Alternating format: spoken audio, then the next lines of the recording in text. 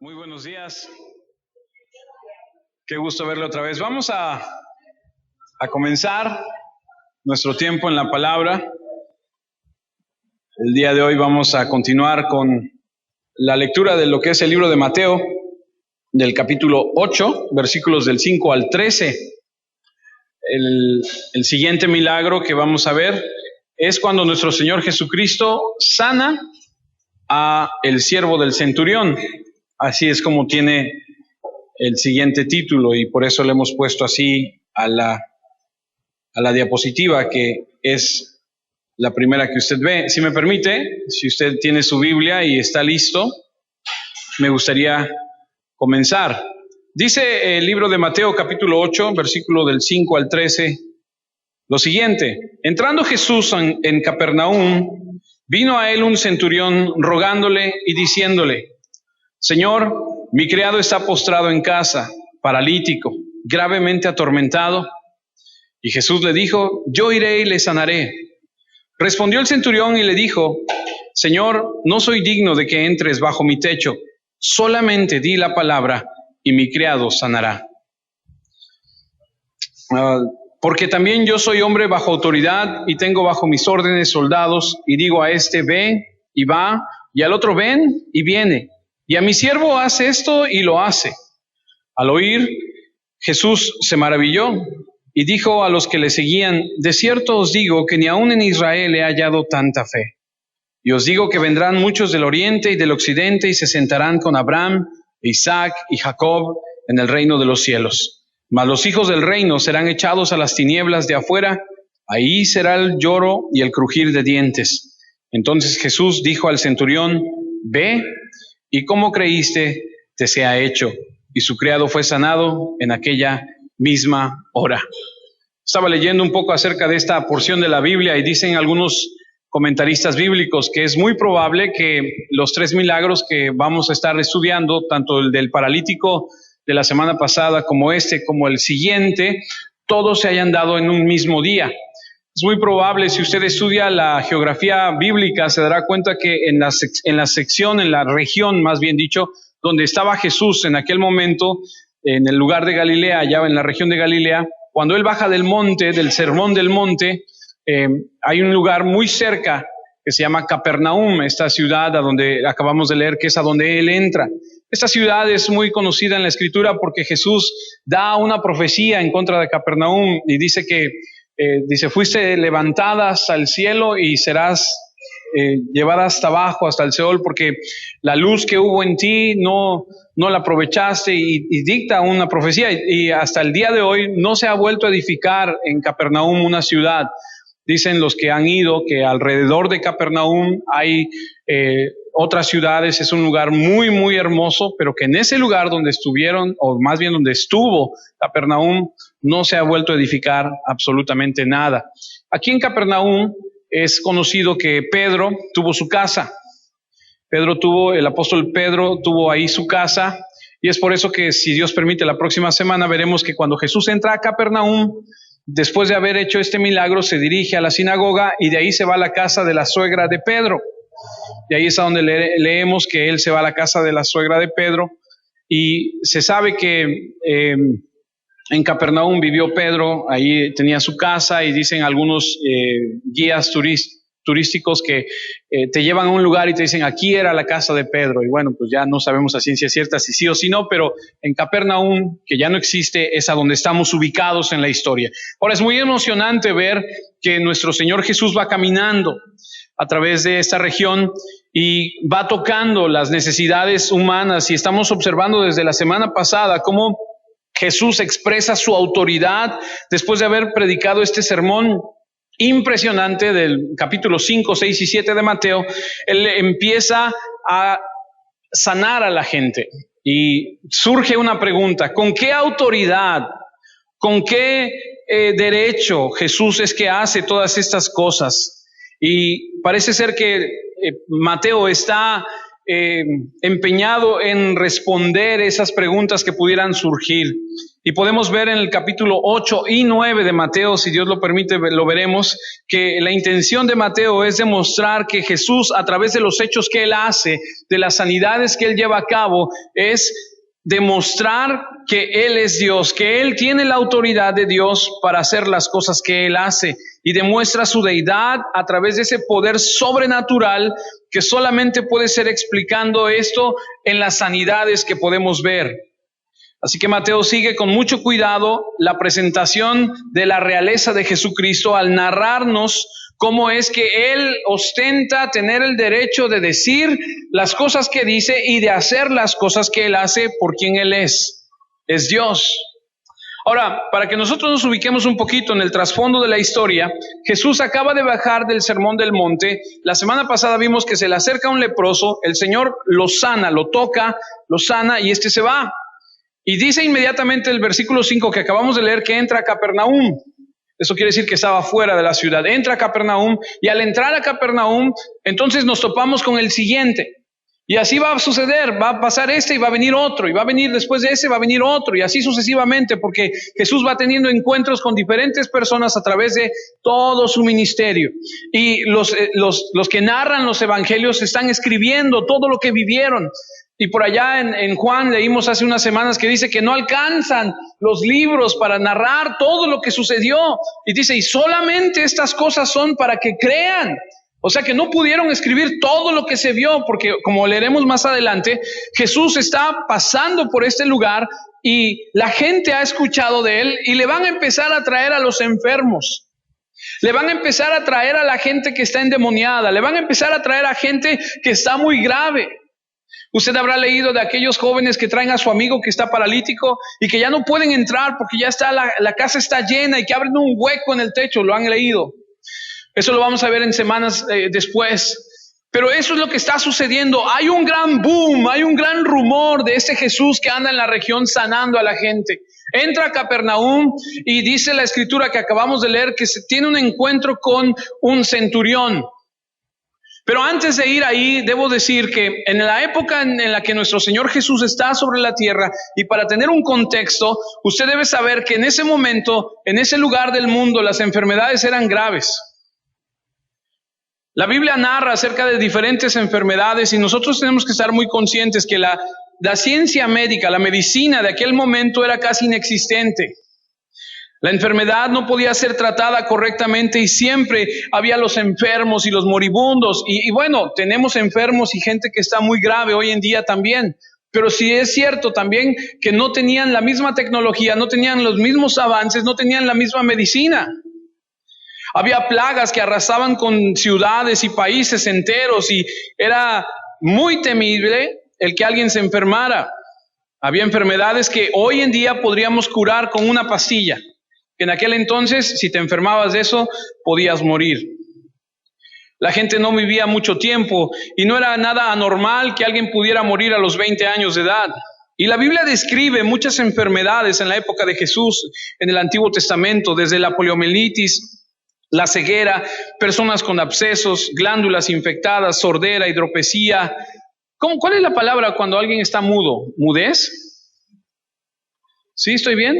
¿O alguien mudo? ¿Había mudez? ¿Alguien que no podía hablar? ¿Había ciegos? ¿Había disentería, epilepsia, hemorragia, peste? Enfermedades en la piel como tumores, úlceras. Y aquí vemos en Mateo, la semana pasada vimos del hombre que tiene lepra. Y en ese momento Jesús va a tener un encuentro con alguien que le pide por su siervo que está paralítico. Entonces vemos lepra, vemos parálisis y la próxima semana veremos un poquito acerca de la fiebre. Ahora, por un momento piensa en esto. Si nos hubiese tocado vivir en esa época, si tú o algún ser querido tuyo hubiese tenido fiebre por alguna razón, sería de preocuparse. Porque no era como hoy en día que te da fiebre y te toman la temperatura y te dicen tómate un Tempra y se acabó. Después vamos al médico y vemos qué sucede. En aquel entonces, si alguien enfermaba, todos pensaban con justa razón, puede llegar a morir por esa enfermedad porque no tenemos la cura.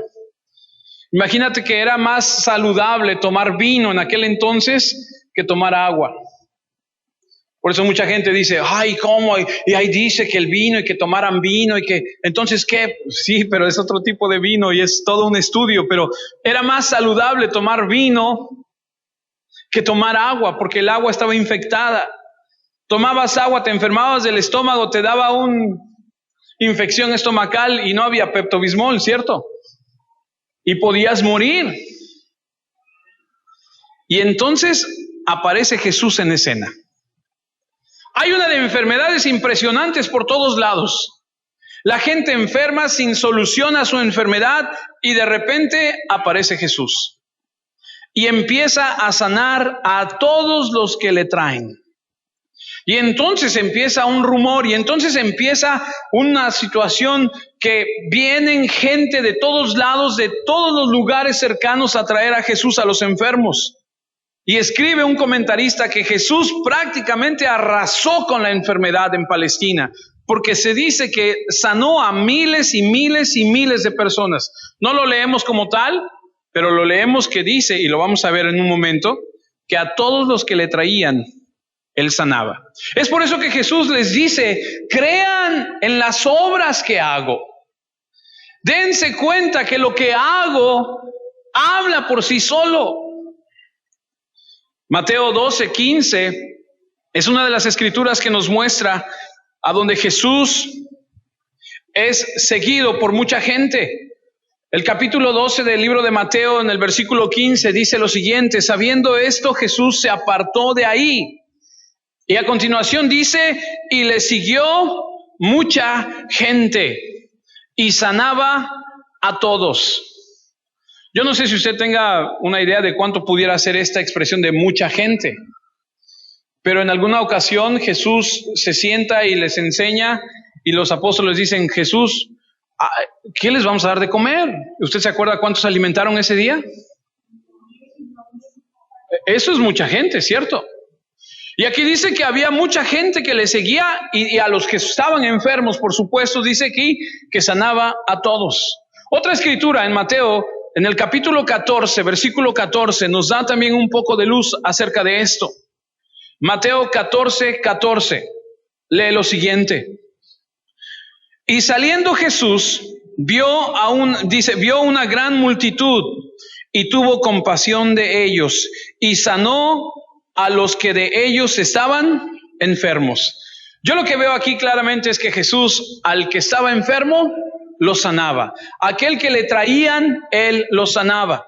Por eso es que algunos comentaristas se atreven a decir que sanó a miles y a miles y a miles de personas. No tenemos un registro exacto, pero sí podemos ver que sanaba a todos los que le llevaban, a todos los que venían a Él.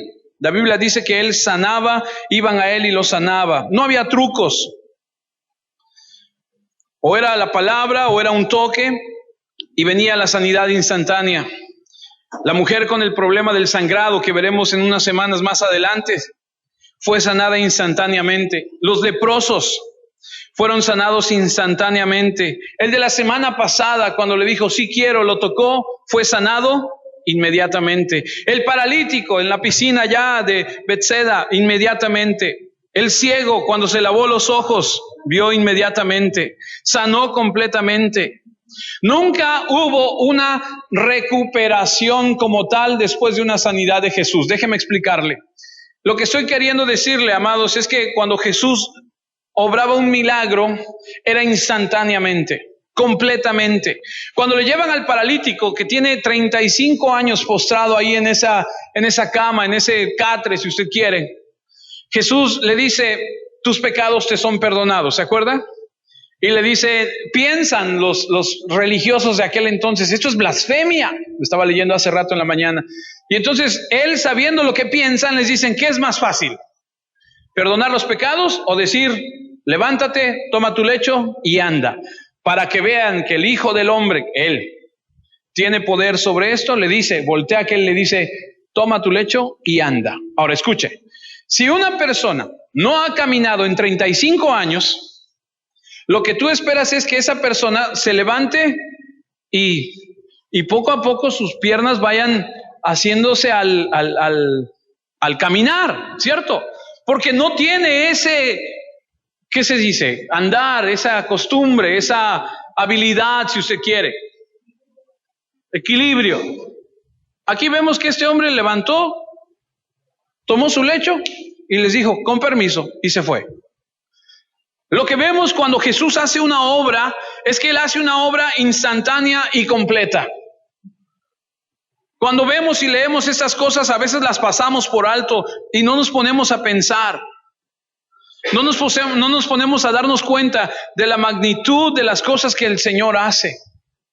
Otra escritura es Lucas, capítulo 4, versículo 40. Lucas 4, versículo 40.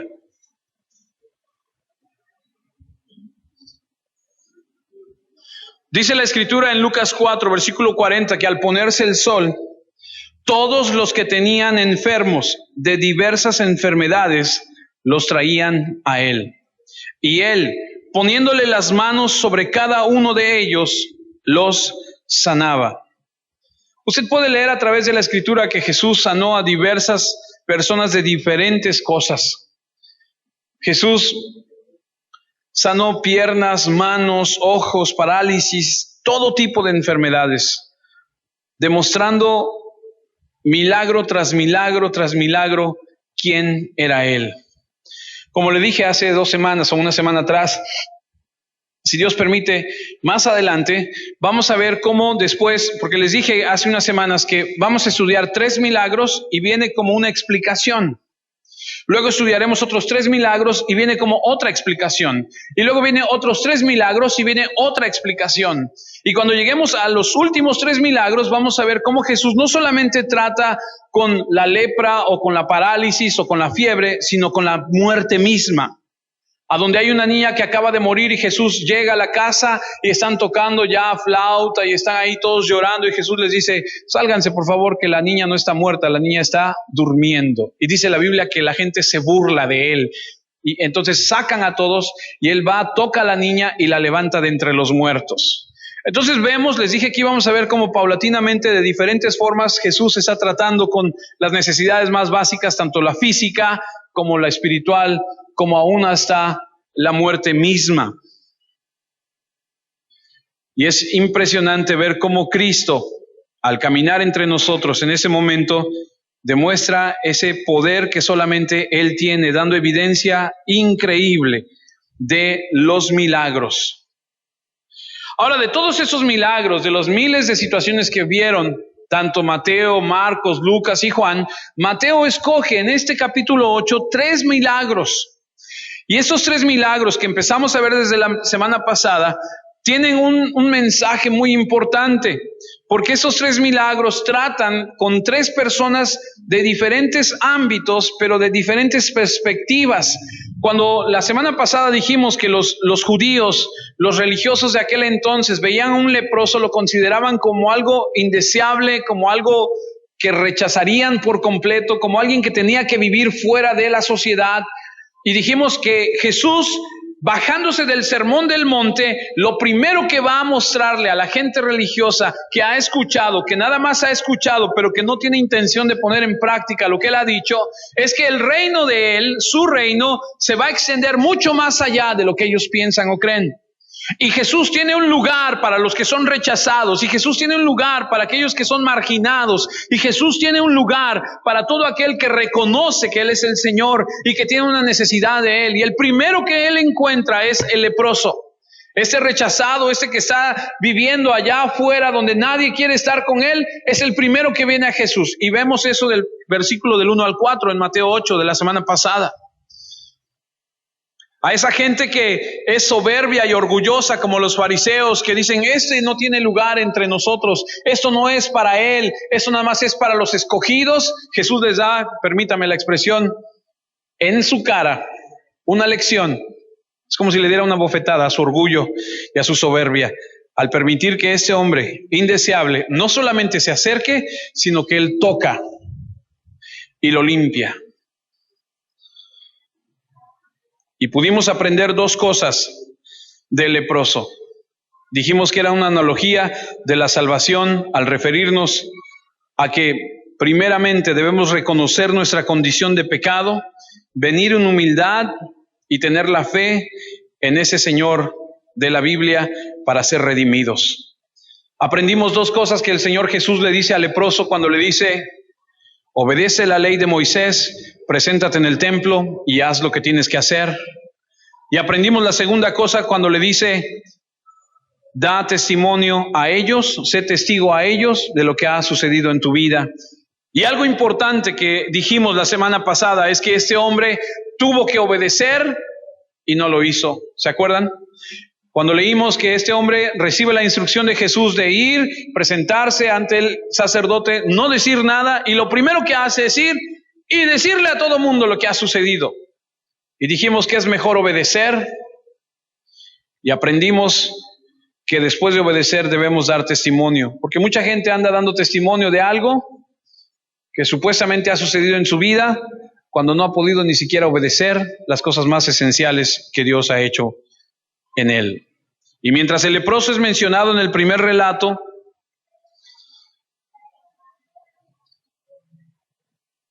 como alguien que tiene que estar a la distancia,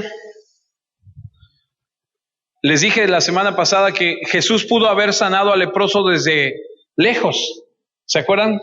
Que Jesús pudo haberle dicho al leproso: no, allá quédate, recibe. Y desde ahí, desde donde él estaba, mandarle la sanidad, ¿cierto? Pero ¿qué pasa? El leproso viene, se acerca a tal distancia que Jesús pone su mano sobre él y lo sana. En el segundo caso, en el caso del centurión, que es el que vamos a ver esta mañana, el centurión mismo tomó la iniciativa al declarar que Jesús tenía este poder, y el leproso pudo venir a Cristo, pero no el paralítico, como veremos en unos minutos más. Es decir, hay un contraste entre los dos. Mientras el leproso era rechazado y era llevado hacia afuera de la sociedad, este reconoce la necesidad que viene y, no importándole nada, se acerca al Salvador. En este caso, el paralítico no se puede acercar, no tiene los medios para hacerlo. Quizá quiere, pero no puede. Está postrado en una cama y está muy mal. Y es más, él ni siquiera es el que va a pedirle al Señor que lo sane, sino el centurión. Es el amo el que intercede por él, pero en ambos casos el interés principal se centra en Jesús, en lo que él dice y él hace. En cuanto al foco de interés, es el mismo. La historia anterior nos demuestra que el leproso viene y le dice: si tú quieres. Y el mismo caso va a suceder en este ejemplo que vamos a estudiar el día de hoy. Mientras en el primer caso veíamos que este leproso vivía bajo el régimen de los judíos, rechazado, ¿cómo se dice? Afuera de la sociedad, a donde la sociedad no le aceptaba por su condición. El segundo caso no es un leproso en sí, pero es un centurión. Y no solamente era un centurión romano, del ejército invasor, sino también era un centurión de una nacionalidad que no pertenecía a los judíos, por lo tanto era considerado gentil. El primero fue sanado por la palabra de Cristo y el toque de su mano, y el siervo del centurión va a ser sanado solamente por la palabra de poder. Una diferencia: aquel se acerca y es tocado por Jesús y es sanado. Aquel no se puede acercar, pero la palabra de poder lo sana. Y mientras podemos leer y ver que el leproso era despreciado, podemos leer que el centurión era lo contrario, porque recibía elogios entusiastas de la gente cuando decía: este es alguien que nosotros creemos que debes hacerle lo que te pide porque ha sido muy bueno con nosotros. Ahorita lo vamos a leer en un segundo. Ahora, cuando leemos que el centurión va a Jesús, permítame leerle otra postura, otro evangelio. Acompáñame a Lucas, capítulo 7, versículo 3.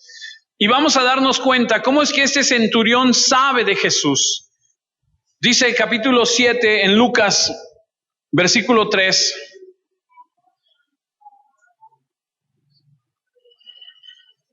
Cuando el centurión oyó hablar de Jesús. Dice Lucas 7:3 que cuando el centurión oyó hablar de Jesús, le envió unos ancianos de los judíos rogándole que viniese y sanase a su enfermo. Así que vemos a este centurión que ruega a través de estos ancianos que le muestre misericordia a su siervo. Y el versículo 2 de ese mismo capítulo 7 nos dice el por qué. Lucas 7:2, un versículo antes, dice que el siervo de un centurión a quien éste quería mucho estaba enfermo y a punto de morir. Aquí nos da la razón por la cual el centurión reúne a los ancianos de Israel y les dice, vayan a decirle al maestro que tenga misericordia de este y que lo sane. Pero acabamos de leer en Mateo, si usted puso un poco de atención o si usted recuerda, que el centurión es el que va. Y entonces leemos en Lucas que aquí manda a unos y entonces de repente hay gente que dice, ¿ya ves cómo se contradice la Biblia? ¿Ya ves cómo dicen una cosa en un lado y en otro? Bueno, ahorita vamos a ver a qué se refiere. Lo que estamos viendo aquí es que este centurión quería mucho a este siervo, que estaba postrado con una parálisis terrible, sufriendo gravemente atormentado. Permítame ponerle las dos posturas. No sé si lo alcance a ver porque están a lo mejor un poco lejos, pero una postura es de Mateo 8:5, a donde dice, entrando Jesús en Capernaum, vino a él un centurión rogándole. Vino a él. Y en la siguiente, en Lucas 7:3 dice, cuando el centurión oyó hablar de Jesús, le envió a unos ancianos de los judíos rogándole que viniese y sanase a su siervo. Bueno, según Mateo, el centurión mismo fue el que le pidió a Jesús la sanidad. Por otra parte, Lucas dice que este oficial envió a algunos ancianos con la petición. Eso no resulta en una contradicción, amados, porque fue a través de los ancianos que se le dio a conocer el ruego del centurión a Jesús. Por ejemplo, Mateo 27, no la tengo ahí, pero Mateo 27:26 dice que Poncio Pilato azotó a Jesús. Yo le pregunto, ¿fue Poncio Pilato el que tomó el látigo y fue y azotó a Jesús? No, él lo mandó a azotar. Entonces, cuando tú lees que Poncio Pilato azotó a Jesús, no quiere decir que él haya ido en persona a hacerlo. Cuando tú lees en Mateo que el centurión fue a Jesús y luego lees en Lucas que envió a alguien, es exactamente lo mismo. Él envió a la gente a hablar con Jesús y vamos a ver más adelante por qué. Porque él no se sentía digno de.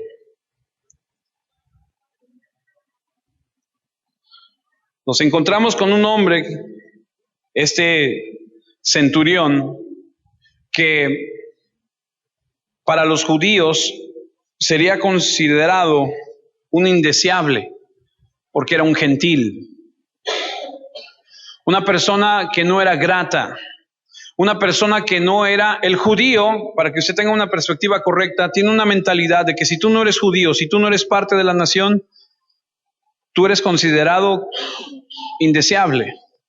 Pero no solamente eres considerado indeseable por ser de otra nación, sino, escuche, si este centurión, de acuerdo a la historia, lo que leí en la historia universal, cuando Roma invadía un lugar, lo que hacía Roma era de los mismos lugareños, vecinos de la nación a quien había invadido, tomar algunos hombres, entrenarlos y dejarlos como jefes de encargados de la zona. Dicen algunos historiadores que era muy probable que los centuriones romanos que estuviesen a cargo ahí en esa región fuesen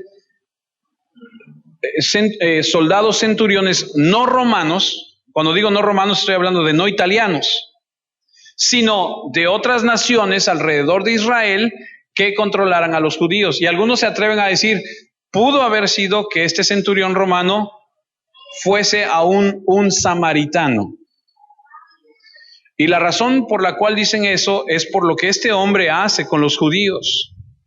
Porque un romano, un italiano, digámoslo así, no le importaría lo que ellos pensaran, no le vendría valiéndole, perdón la expresión, un comino si se enojan o no, pero este hombre tiene cierta empatía con ellos. Este hombre tiene cierto interés en seguir ciertas costumbres con ellos. Este hombre está con su forma de actuar, reconociendo que el pueblo israelita es el pueblo que tiene un pacto con el Señor. Reconoce que Dios es el Dios de Israel y por eso actúa como actúa. Ahora es interesante que cada vez que tú lees en la Escritura acerca de un centurión, de los que aparecen aquí en el Nuevo Testamento, parece ser que está hablando de los centuriones como gente buena. No dudo que haya habido centuriones malos, pero cuando tú lees de los centuriones que aparecen, parece ser que la ilustración es que son gente que ha sido alcanzada, que Dios con un propósito específico los ha escogido. Por ejemplo, por ejemplo, Cornelio, por ejemplo, aquel en la crucifixión, todos ellos de alguna forma son redimidos, alcanzados por las acciones que ellos tienen con los judíos. Es importante darnos cuenta de esta situación porque parece ser que el Señor está mostrándonos, y más que a nosotros, al pueblo judío, le está diciendo: a estos que ustedes consideran reprobables, rechazados, gentiles, también a ellos les es predicado el reino de los cielos. No sé si usted sepa un poco de la historia o el contexto de la historia de los judíos y los samaritanos, pero los judíos y los samaritanos no se querían, así de sencillo. No se podían ver. Se odiaban. Los judíos odiaban a los samaritanos. Si estoy mal, corríjanme, pero hasta donde yo sé, parece ser que el judío que se casaba con una persona no judía y tenía un hijo, ese hijo era un samaritano, o eran, bueno, estoy hablando de los de Samaria, de los lugares de ahí, gente que no era, digamos, pura, era así como traicionaste la herencia, te casaste con quien no tenías que casarte, y los tenían en un concepto muy, muy fuerte, no los querían. Y entonces que este centurión estuviese a cargo, fuese samaritano, si es que así era todavía una bofetada más de parte de Jesús para los religiosos, al decirles: no solamente voy a sanar a un leproso, sino también voy a sanar al siervo de este centurión, y más adelante vamos a ver también a una mujer. Dice el Talmud que cuando los judíos se levantaban por las mañanas hacían una oración y decían 3 cosas: Señor, te doy gracias porque no soy un leproso, porque no soy un gentil y porque no soy una mujer. Así oraban los judíos. O sea, a ese grado era. Gracias porque no soy leproso, no soy gentil y no soy mujer. Para que tengan una idea del concepto que ellos tenían de... Y entonces Jesús viene y sana a un leproso, le concede una petición a un gentil y va a sanar a una mujer, de primera instancia, de primera entrada. Y entonces todo el mundo dice: ¿cómo? O sea, y es algo fuerte el mensaje que Jesús está enviando, de decir: la salvación no solamente es para ustedes, es para todos. Mateo 8:6. Señor, está hablando el centurión a través de sus siervos, como dice Lucas: mi criado está postrado en casa, paralítico, gravemente atormentado. Hay alguna traducción por ahí que dice mi criado, que procede del griego país, que significa mi hijo. Parece ser que los hijos esclavos nacidos en casa del amo eran considerados no hijos, pero sí eran considerados como un ser muy allegado y muy querido. Y parece ser que el caso es que este joven, este adolescente o este joven es muy querido por este señor, por este centurión. Y por eso es que decimos que este centurión se diferencia de los demás romanos, porque incluso los romanos llegaron a escribir cosas como Gallo, el experto en derecho romano. Podemos observar, dijo, que es universalmente aceptado que el maestro posee el poder de vida y muerte sobre su esclavo. Podemos observar que es universalmente aceptado que el dueño puede hacer con su esclavo lo que se le pegue su regalada gana. Lo puede matar si gusta, no hay ningún problema.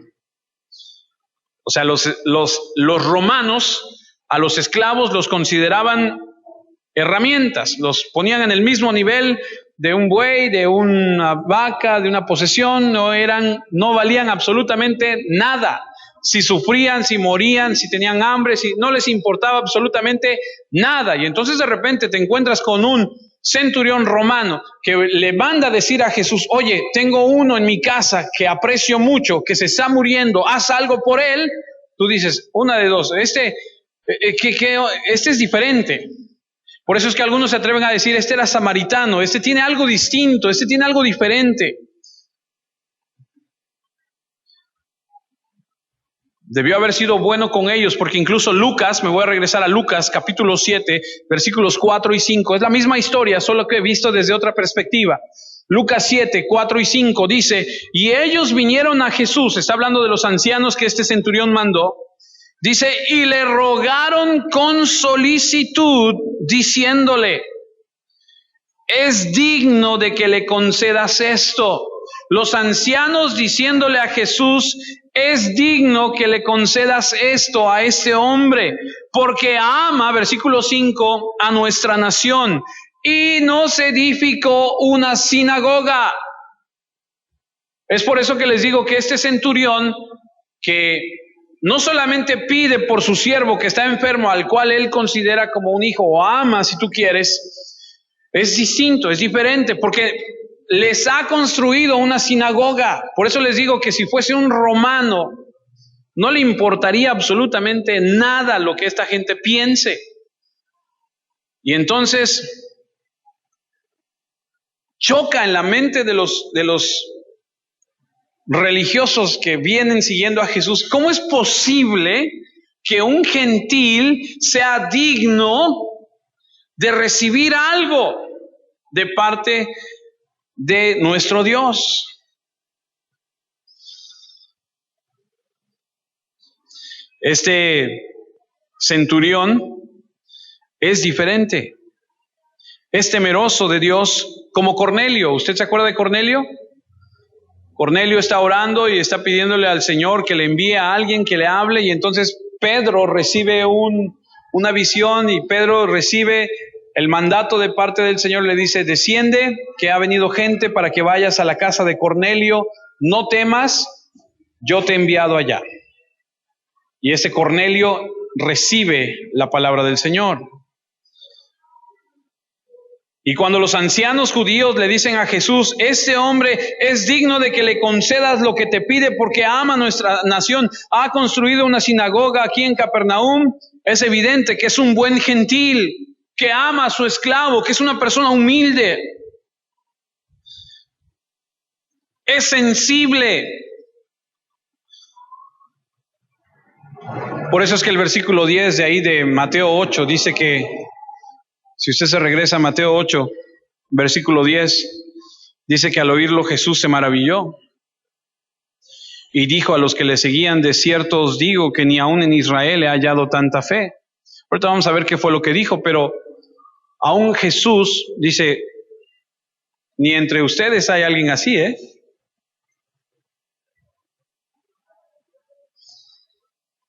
Este hombre afirmó que Cristo era el Señor. Y esto debió haber sido un reproche para los judíos.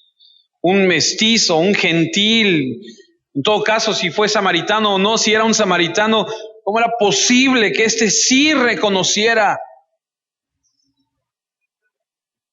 Lo hermoso también de esta escritura es que este hombre, cuando llega con Jesús, mire sus palabras, versículo 6. Seguimos en Mateo 8:6.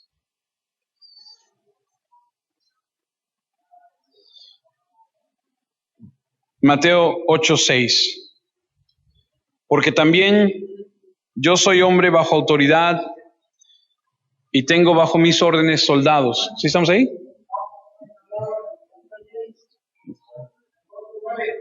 8:9. Es cierto, yo puse aquí, me equivoqué con... Perdóneme, ¿no?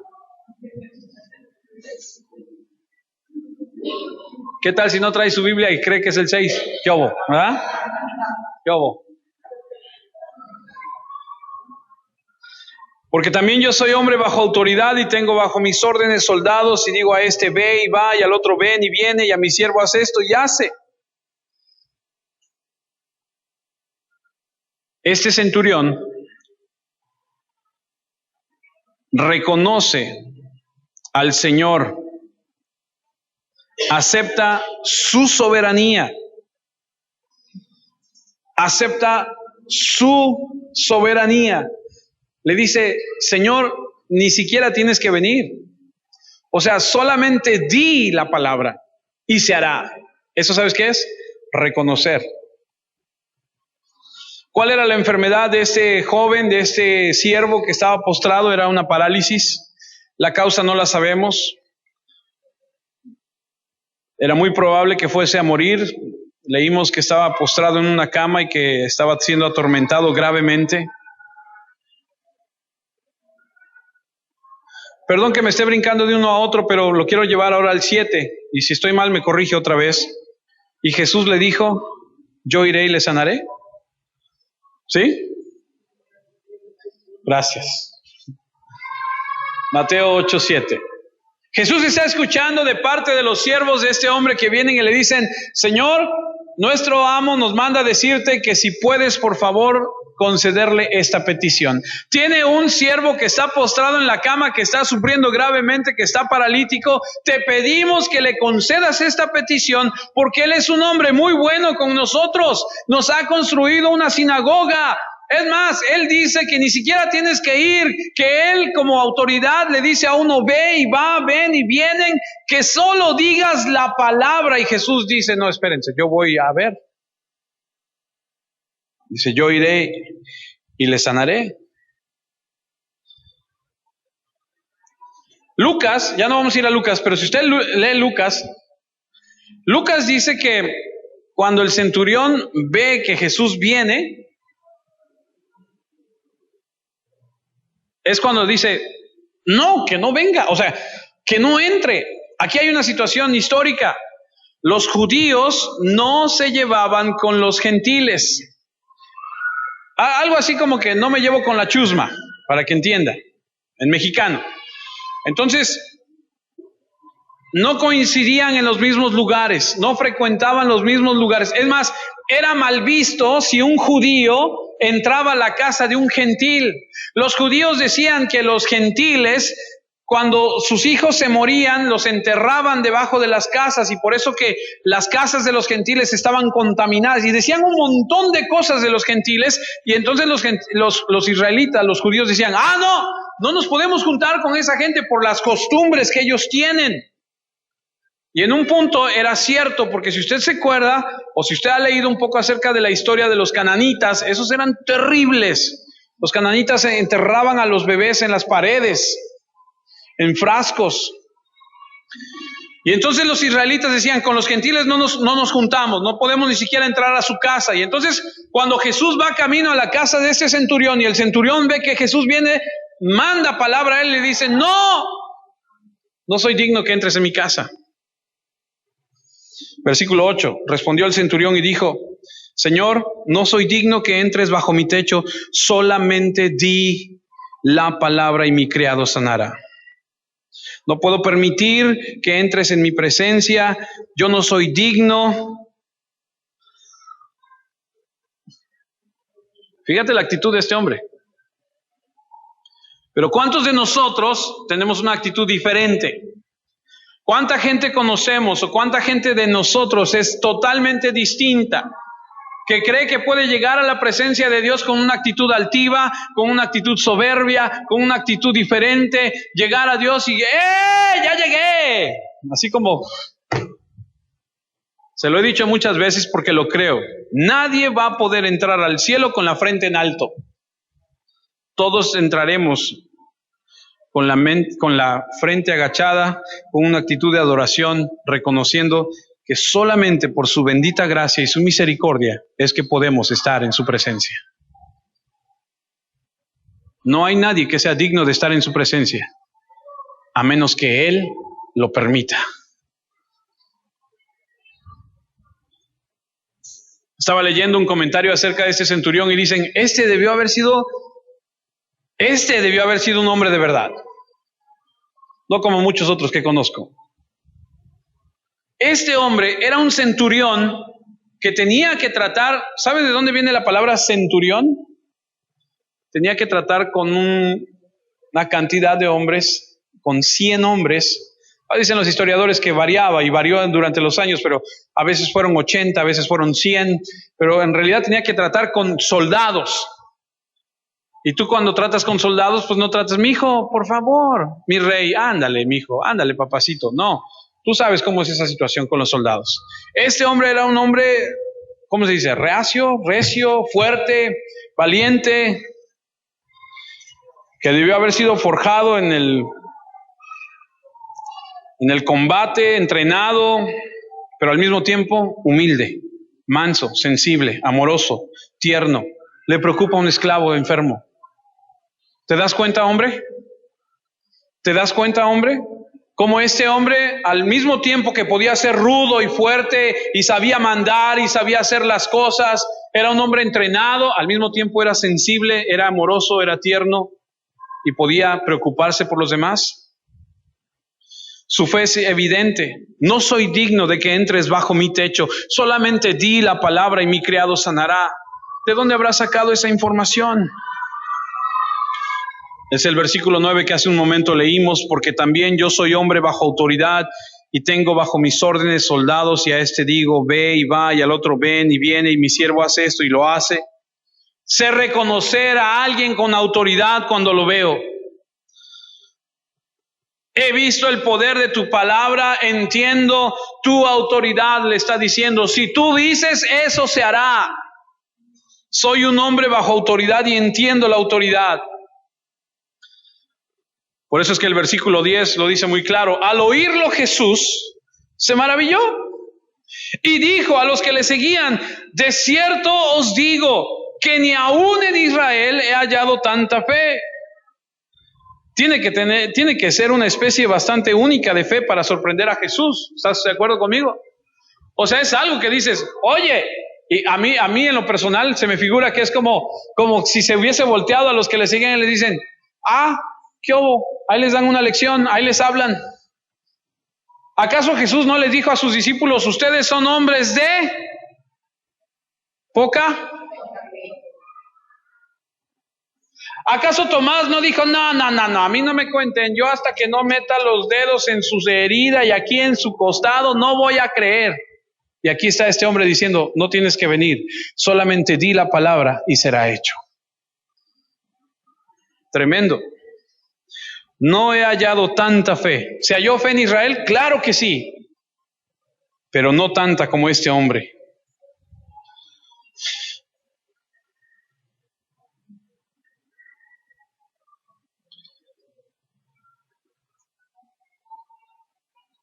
Versículo 11. Y os digo que vendrán muchos del oriente y del occidente y se sentarán con Abraham, Isaac y Jacob en el reino de los cielos. Cuando Jesús escucha lo que este hombre dice, cuando Jesús les dice ahí en el versículo 10 que está maravillado al oírlo, dice, no he hallado en Israel tanta fe. luego en el versículo 12 le dice, y os digo que vendrán muchos del oriente y del occidente y se sentarán con Abraham, Isaac y Jacob en el reino de los cielos. Ese reino, la maravillosa promesa de Dios dada a estos hombres, Abraham, Isaac y Jacob, se cumplirá. Ellos son el pueblo de Dios. Pero el Señor Jesús le está diciendo, van a venir gentiles, van a venir personas que ustedes ni idea tienen y van a ser parte de esto también. Hoy en día se está cumpliendo eso. La gran mayoría del cuerpo de Cristo está formado por gentiles. Llegará el día donde las cosas cambiarán y los judíos creerán. Pero en ese momento ellos no creían. Y en este momento, hoy en día, ellos siguen rechazando al Mesías. 2000 años después, aquí estamos, la iglesia llena de gentiles. Y si Dios nos concede su gracia, su favor, su misericordia, algún día nos sentaremos en ese reino en el futuro con Abraham, con Isaac y con Jacob. Yo no sé si usted entiende lo que le estoy diciendo, pero usted se puede imaginar que algún día nos podamos sentar junto a Abraham, junto a Isaac, junto a Jacob. Por supuesto que ellos, con todo respeto, comparados a nuestro Señor, no son nada. Versículo 12. Mas los hijos del reino serán echados a las tinieblas de afuera. Ahí será el lloro y el crujir de dientes. Esta es una declaración muy, muy fuerte. Una declaración increíble dada a ellos que son los herederos de la promesa, diciéndoles los privilegios que se les dieron a ustedes no los van a tener porque no creen. Van a venir otros y se van a sentar. Y aquellos que no creen, aquellos que son del reino, van a ser echados fuera a las tinieblas. ¡Wow! Cuando estudiamos Romanos, aprendimos que no por ser judíos solamente, porque ellos decían, nosotros somos hijos de Abraham. Y ellos sentían que por ser hijos de Abraham ya lo tenían resuelto todo. Pero no se trata de ser, la base de la salvación no se trata de una semilla física. El hecho de que sea judío no le da la salvación automática. Miren lo que dice Juan, capítulo 8, versículo 39. Jesús hablando con ellos, porque ellos creían que por ser hijos de Abraham ya tenían la salvación completa. Se lo he platicado en otras ocasiones. Dicen escritos de los judíos que Abraham está en la entrada del infierno, diciendo, este no, porque este es judío, regrésalo, este no entra al infierno. Esto sí, este sí, porque es gentil, este sí. Este no, porque es judío, regrésalo al reino. No es así. Juan 8:39 dice que Jesús está hablando con ellos. Dice, respondieron y le dijeron, ¿nuestro padre es Abraham? Jesús les dijo, si fueseis hijos de Abraham, las obras de Abraham haríais. Pero ahora procuráis matarme a mí, hombre que os ha hablado la verdad, la cual he oído de Dios. ¿No hizo esto Abraham? Vosotros hacéis las obras de vuestro padre. Entonces le dijeron, nosotros no somos nacidos de fornicación. Un padre tenemos que es Dios. Jesús entonces les dijo, si vuestro padre fuese Dios, ciertamente me amaríais, porque yo de Dios he salido y he venido, pues no he venido de mí mismo, sino que Él me envió. ¿Por qué no entendéis mi lenguaje? Porque no podéis escuchar mi palabra. Vosotros sois de vuestro padre el diablo, y los deseos de vuestro padre queréis hacer. Él ha sido homicida desde el principio y no ha permanecido en la verdad, porque no hay verdad en él. Cuando habla mentira, de suyo habla, porque es mentiroso y padre de mentira. Lo odiaban por las cosas que les decía. Los hijos del reino iban a ser expulsados, perdieron su herencia por la incredulidad. Fueron puestos a un lado momentáneamente, perdieron su derecho al reino al exigir con orgullo la entrada.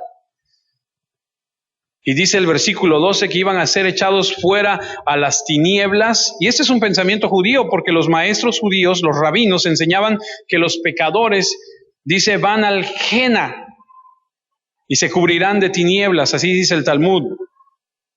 Los judíos creían que los pecadores vivirían una eternidad en la oscuridad. Y Jesús ocupa las mismas palabras para referirse, para que ellos entiendan. Y en el versículo 12 dice, ahí será el llanto y el crujir de dientes. Y este efecto de la oscuridad es la pérdida de toda alegría, de toda felicidad, una desesperación impotente, un tormento insoportable, un llorar y crujir de dientes. Y déjenme leerles algunas escrituras para que nos demos cuenta de la gravedad de esto. Mateo 13:42 dice Jesús, y los echarán en el horno de fuego. Ahí será el lloro y el crujir de dientes. Mateo 13:50, y los echarán en el horno de fuego. Ahí será el lloro y el crujir de dientes. Mateo 22:13. Entonces el rey dijo a los que servían, atadle de pies y manos y echadle en las tinieblas de afuera. Ahí será el lloro y el crujir de dientes. Mateo 24:51, y lo castigará duramente y pondrá su parte con los hipócritas. Ahí será el lloro y el crujir de dientes. Y tú dices, ¡qué fuerte! Sí, es fuerte. Jesús les está diciendo, no he encontrado una fe más grande en todo Israel, y me viene a decir esto.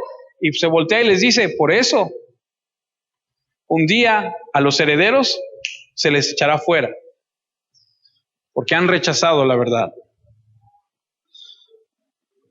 Versículo 13, ya para cerrar. Entonces Jesús dijo al centurión, ve y como creíste, te sea hecho. Y su criado fue sanado en aquella misma hora. ¿Puedes imaginarte al joven que estaba enfermo sanar de repente? Diciendo, caray, ya no me duele nada, ya me puedo parar. ¿Qué pasó? ¿Qué sucedió?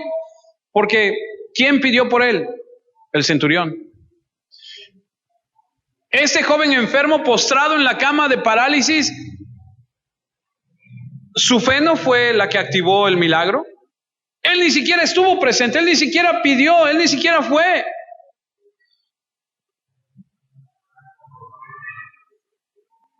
Escuche esta frase y piénsela por un segundo antes de contestarla. Usted podrá reclamar esa frase que dice, como has creído, sea hecho a ti, como le dice Jesús al centurión. Ve y como creíste, te sea hecho. Yo la he escuchado muchas veces. Según tu fe te sea hecho. ¿Lo crees? Recíbelo. Yo le voy a decir algo. Eso se lo dijo al centurión, ¿cierto? Ojo, porque a veces sacamos textos de contexto. ¿A quién le dijo, ve y según como has creído te sea hecho? Al centurión. Ok. Yo le pregunto algo. Si usted dice, no, es que está en la Biblia, yo lo tomo y es para mí, y no sucede, ¿qué pasa? ¿Quién es mentiroso? ¿O quién no tiene la fe suficiente? ¿O qué sucede? ¿O qué pasa? Bueno, le voy a decir algo. Pablo estaba enfermo, ¿cierto? ¿Sí? ¿Cuántas veces oró Pablo? ¿Lo sanó Dios? ¿Acaso Pablo no pudo haber dicho, oye, yo también creo? ¿Le fue hecho? ¿Y entonces? Eso es elección soberana. Jesús le dice, según tu fe te sea hecho, se lo dice a él. Pablo oró, lo pidió, lo recibió. ¿Por qué? Porque Dios así lo quiso.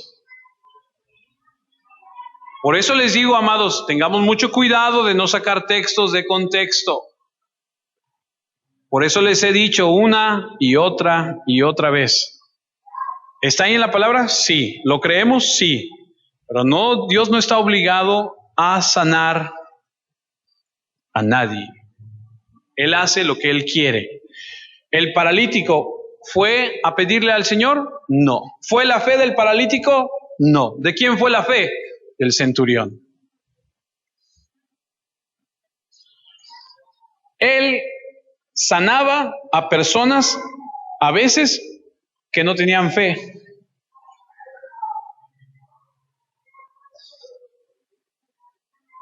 Aquí yo no veo que el joven paralítico tuviera fe en absoluto. Lo sanó en beneficio del centurión. Y la lección es esa. Él hace lo que él quiere, con quien él quiere, como él quiere, para demostrar lo que él quiere.